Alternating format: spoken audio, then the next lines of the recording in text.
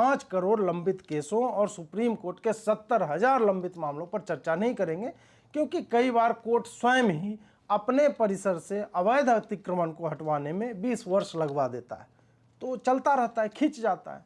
प्रयागराज स्थित उच्च न्यायालय ने 2 दशक पूर्व किसी ने वहां पे मस्जिद बनवा ली, उस पर केस किया कोर्ट ने स्वयं, तो मस्जिद ने स्वयं को वक्फ की संपत्ति बना ली, जो कि वक्फ कानून के तहत अब वक्फ की हो गई। आपको साबित करना है कि अब आपकी है, जिसकी सुनवाई केवल वक्फ ट्राइब्यूनल ही कर सकता है। आगे निर्णय आया तो केस सुप्रीम कोर्ट तक पहुंच गया और अब 20 वर्ष पश्चात यह कहा गया कि अतिक्रमण हटाया जाए और इस मस्जिद को बाहर में कहीं और भूमि दी जाए। आप सोचिए ये सब चल क्या रहा है। मस्जिद अवैध अतिक्रमण है, पर इसे हटाकर इसके बराबर सरकारी भूमि कहीं और दी जाए। कितनी सुंदर निंजा तकनीक है। यह बात और है कि कई लोग यह भी मानते हैं कि संभवतः न्यायालय ही मस्जिद के चारों तरफ उगाया, मस्जिद तो अल्लाह बनाता है। ऐसे ही कई जगह पर हमने पाया है कि मज़ारों के नीचे से सरकार सड़क बनवा लेती है। कानपुर में एक ऐसा उदाहरण है। 500 से अधिक ऐसे मज़ार हैं जिसके नीचे सरकार ने प्लेटफॉर्म बना दिए हैं रेलवे के। इन सब पर कोर्ट कुछ नहीं कहती, और ना ही कहे तो अच्छा है, स्टेशन से हटा कर कहेंगे कि पास में कहीं जमीन दे दो मजार के लिए। हिंदू विवाह और परिवार की संस्था पर चंचूर जी एकदम फ्रंट फुट पर आकर छक्के मारते हैं, वही मुस्लिम विवाह पर बैक फुट पर मुलायम हाथों से खेल देते हैं, गेंद वहीं गिर जाए। सुप्रीम कोर्ट ने हाल ही में एक निर्णय दिया कि मुस्लिम लड़कियों के विवाह की आयु तय करने पर वो विचार करेंगे। अक्टूबर से विचार ही हो रहा है।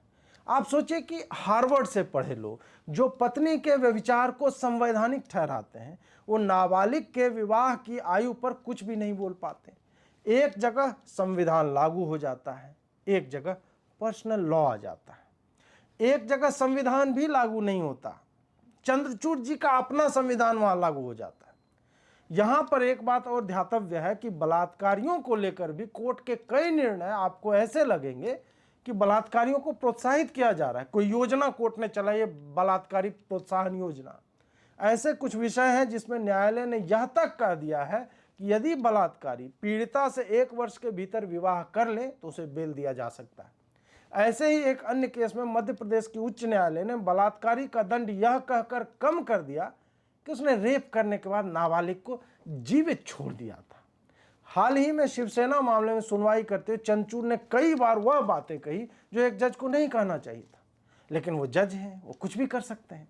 अधिवक्ता कहते रहे कि सर ये पॉलिटिकल बात है, इस पर मैं कुछ नहीं बोलूँगा, लेकिन चंद्रचूड़ डटे रहे, वो बोलिए, थोड़ा बोलिए, थोड़ा बोलिए। फिर बोला गया कि ये राजनीतिक डिबेट है, चर्चा का विषय यह नहीं। चंद्रचूड़ मजे लेते रहे।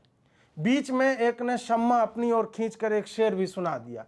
बस ऐसे माहौल में एक तवायब जैसे गुलफाम कली जी वो आकर नाच देती तो एकदम माहौल बन जाता ससुर।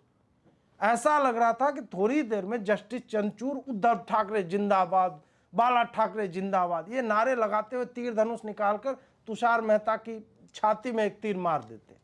ईश्वर का धन्यवाद कि ये सब वहां हुआ नहीं, पर जिस सांकेतिक भाषा से अब खुल्लम खुल्ला राजनीतिक बातें करने लगे हैं जज लोग, आने वाले दिनों में तीर धनुष चलने में भी कोई अतिशयोक्ति नहीं होगी।